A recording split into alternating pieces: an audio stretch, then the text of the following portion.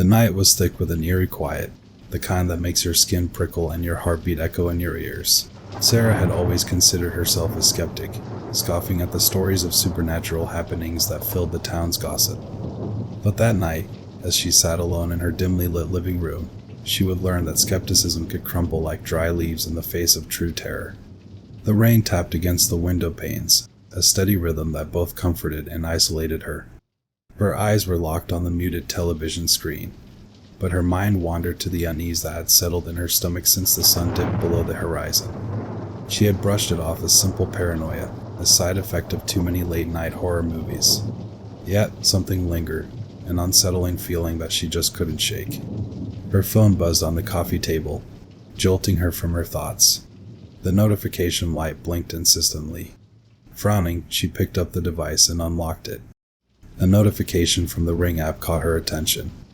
The motion-activated camera by her front door had detected movement. She frowned. Who could be out there in this storm? She tapped on the app and the live feed from the camera appeared on her screen. Rain-slicked pavement came into view, illuminated by the soft glow of the streetlight.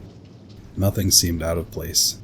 She was about to dismiss it as a false alarm when she noticed a figure standing on the edge of the frame. Her heart skipped a beat. A man, tall and hunched, his face obscured by the shadow of a hood. He stood there, motionless, as if he were waiting for something. For a moment, Sarah's mind tried to rationalize it, a neighbor, a lost soul seeking shelter. But the longer she stared, the more that gnawing feeling in her gut intensified. A gust of wind swept through, causing the trees to shiver and the rain to dance in erratic patterns. And in that fleeting moment, the figure's head turned ever so slightly towards the camera. Sarah's breath caught in her throat. She couldn't make out any features beneath the hood, but the sensation that washed over her was unmistakable fear. She blinked, and the figure was gone. She strained her eyes, but there was no sign of him, not even a hint that he had ever been there.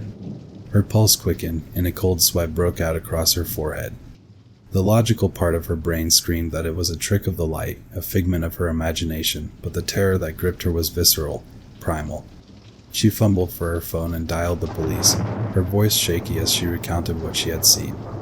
The dispatcher assured her that an officer would be sent to check on her. In the meantime, she locked all the doors and windows, feeling like a child hiding from the monsters under her bed. The minutes dragged on like hours, each creak of the house sending shivers down her spine. She kept glancing at the Ring app, half expecting the figure to reappear, his hooded gaze fixed on her. When the knock finally came at her door, she jumped, nearly dropping her phone.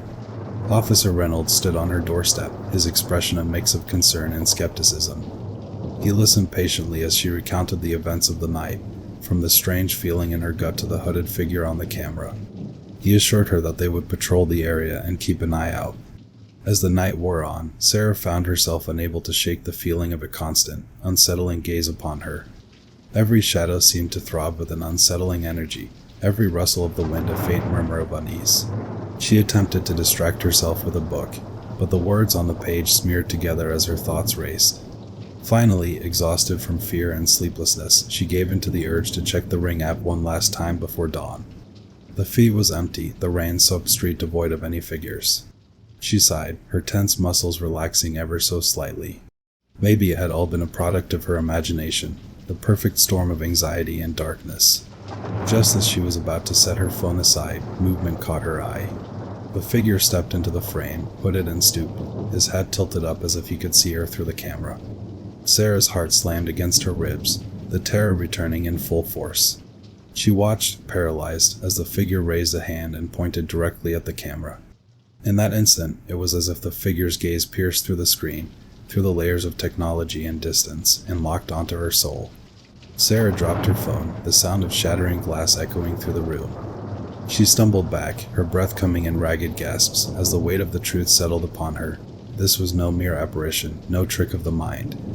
As dawn's light began to creep through her windows, the figure on the screen remained, its ominous presence still hauntingly palpable. Doubt gnawed at the edges of Sarah's mind. Had it all been a twisted creation of her imagination, a manifestation of her deepest fears? She blinked, rubbing her eyes as if to dispel the image, but when her vision cleared, the screen was empty, leaving her with a chilling uncertainty that perhaps the true horror was not lurking outside, but within the recesses of her own mind.